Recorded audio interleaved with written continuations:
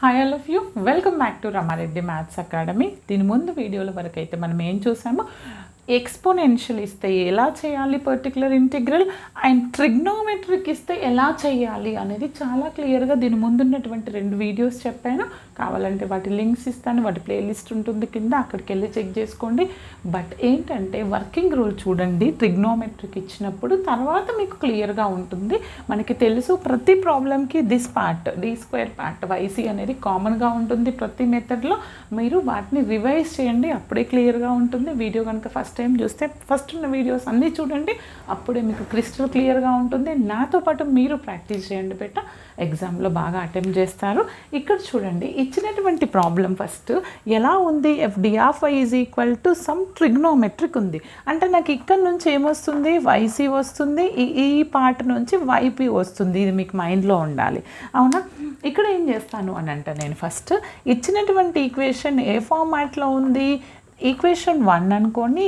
ఇది ఎలా ఉంది, equation 1 is of the form, ఏ ఫామ్లో ఉంది బేటా, is of the form f(d)(y) = sin AX or sin BX or Q(x) ఫామ్లో ఉంది. కాబట్టి what is our f(d) here నాన్న? f(d) అంటే ఏమవుతుంది నాకు, f(d) = d² - 4. మరి యాక్సిలరీ ఈక్వేషన్ రాస్తే మనకు రూట్స్ వస్తాయి. మరి యాక్సిలరీ ఈక్వేషన్ ఎలా రాస్తాము, f(m) = 0 అంటాం. అంటే ఏంటిది, d ప్లేస్లో m రాయాలి అంతే.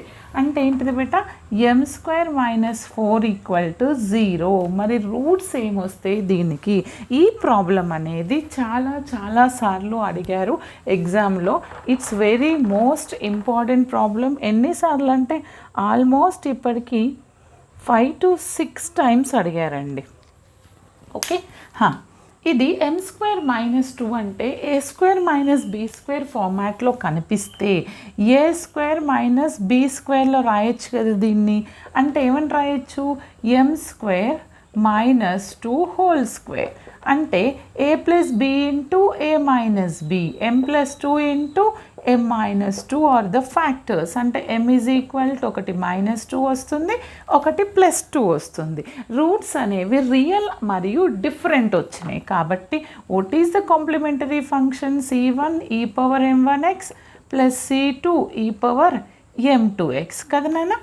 m1 అంటే ఎనీ వాల్యూ ఏదైనా తీసుకోండి, +2 ఆర్ -2, అంటే e⁻2x + c2 e⁻2x. నాకు కాంప్లిమెంటరీ ఫంక్షన్ వచ్చింది. తర్వాత నేను కనుక్కోవాల్సింది ఏంటిది, పర్టికులర్ ఇంటిగ్రల్. మరి పర్టికులర్ ఇంటిగ్రల్ ఎలా కనుక్కుంటాను అని అంటే, YP ట్రిగ్నోమెట్రిక్లో ఉంది. డైరెక్ట్ మీ అందరికీ తెలిసింది ఏంటి అంటే, ట్రిగ్నోమెట్రిక్లో ఇచ్చినప్పుడు ఓన్లీ నాకు ఇక్కడ sin AX or cos BX or sin BX ఆ ఫార్మాట్లో ఉంటే d² ప్లేస్లో a² సబ్స్టిట్యూట్ చేస్తాం మేడం అంటారు. చాలామంది ఎగ్జామ్లో ఎగ్జామినరే తప్పిచ్చాడు అనుకొని ఈ స్క్వేర్లో ఉన్న 2ని తీసుకొచ్చి x పక్కన పెడతారు. ఎందుకంటే స్టూడెంట్స్ అలా చేస్తారు, మాకు తెలుసు, కరెక్షన్లో చూస్తాం కదా. అలా చేయకండి. ఇది cos² x మాత్రమే. దీన్ని నేను sin 2 cos 2xలోకి కన్వర్ట్ చేస్తాను. దీనికి మీకు ట్రిగ్నోమెట్రిక్ ఇన్ఈక్వాలిటీస్ వచ్చి ఉండాలి. ఇక్కడ ఫస్ట్ YP కనుక్కోవాలంటే మనం ఏం చేయాలి, 1/f(d) × this function 2 × cos² x అని రాయాలి. మరి what is our f(d)? d² - 4.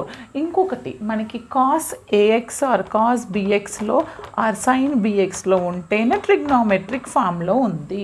దానికోసమని నేనేం చేస్తానంటే cos² xని ఇన్ టర్మ్స్ ఆఫ్ cos BXలో రాయొచ్చా? ఒకసారి ఆలోచించండి, రాయొచ్చు. ఏంటిది, cos² x అంటే మనకి ఇక్కడ రాద్దాం.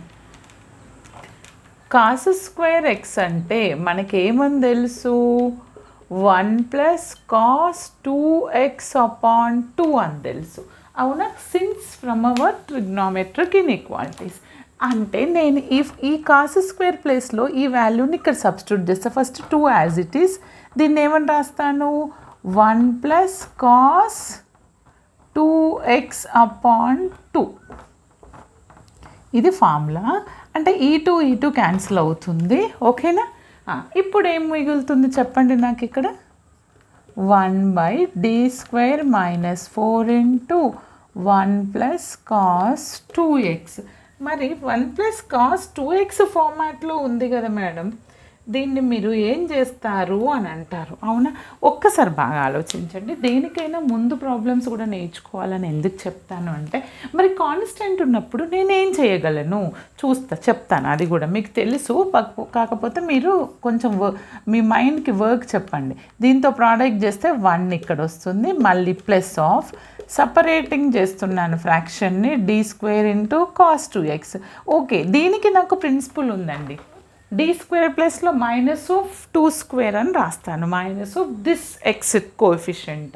మరి కాన్స్టెంట్ ఉన్నప్పుడు ఏం లేదండి, కాన్స్టెంట్ ఉన్నప్పుడు మనం దీన్ని ఒకటి రాయొచ్చు. ఏమని రాయొచ్చు? Either you can write cos 0x అని రాయొచ్చు, లేదు 1. మీరు అలా అయితే కన్ఫ్యూజ్ అవుతారంటే, కాన్స్టెంట్ ఉన్నప్పుడు మనం ఎక్స్పోనెన్షియల్ని ఏమని రాయొచ్చు? d² - 4 × 1 బదులు e⁻0x అని రాయొచ్చా? e⁻0 అంటే 1 కదా, రాశాను. తర్వాత 1/d² - 4 × cos 2x. ఇక్కడ d ప్లేస్లో ఏం సబ్స్టిట్యూట్ చేయాల్సి ఉంటుంది? నేను d ప్లేస్లో e⁻axలో ఉన్నప్పుడు d ప్లేస్లో a అంటే ఏంటిది ఇక్కడ 0, d ప్లేస్లో నాట్ d². బట్ ట్రిగ్నోమెట్రిక్లో మాత్రం ఓన్లీ d² ప్లేస్లో మాత్రమే సబ్స్టిట్యూట్ చేస్తాము. పుట్ d² అంటే ఏంటిది? -this 2 whole square, that is -4. What it? ఇప్పుడు సబ్స్టిట్యూట్ చేస్తున్నాను చూడండి. ఇక్కడ నేను 1/d ప్లేస్లో a అంటే 0, 0² × -4 e⁻0x. d² ప్లేస్లో -4, -4 cos 2x. క్యాన్సిల్ అవ్వదండి. కొంతమంది తెలియక ఈ మైనస్ని లోపల పెట్టి +4 అంటారు, మిస్టేక్ అవుతుంది, అలా చేయకండి. అంటే నాకు ఏమొచ్చింది ఇక్కడ? e⁻0 అంటే 1/-1/4 -1/4 వచ్చింది ఒకటి. ఇంకొకటి -1/8 cos 2x. This is what is this? This is my particular integral of the given differential equation. అంటే నాకు yc వచ్చిందండి, ఇక్కడ yp వచ్చింది. Then how to write the general solution? Therefore general solution is y = yc + yp. మరి నా yc ఏంటిది? This is my yc. రెండింటిని add చేయండి, మీకు సొల్యూషన్ వస్తుంది. c1 e⁻2x. మీకు స్లో కావాలంటే స్లోలో పెట్టుకోండి, స్పీడ్ తగ్గించుకొని. ఫాస్ట్ కావాలంటే ఇంకా మీరు ఇంక్రీజ్ చేసుకోండి. మనకు యూట్యూబ్లో అలాంటి ఆప్షన్ ఉంది. 1/4 -1/8 cos 2x. This is my final solution of the given differential equation. అర్థమైంది కదా? కాస్ స్క్వేర్లో ఇలా ఇచ్చినప్పుడు ఇన్ఈక్వాలిటీస్ యూజ్ చేసుకొని మనం సబ్స్టిట్యూట్ చేయాల్సి ఉంటుంది. ఇలా కాకుండా sin x cos x or sin x sin 2x అలా ప్రోడక్ట్లో ఇచ్చినప్పుడు sin a sin b use చేస్తాము. అది నెక్స్ట్ వీడియోలో చూద్దాము. ఇంకా డౌట్స్ ఉంటే కామెంట్ సెషన్లో కామెంట్ చేయండి. All the best. Thanks for watching. Like, share compulsory.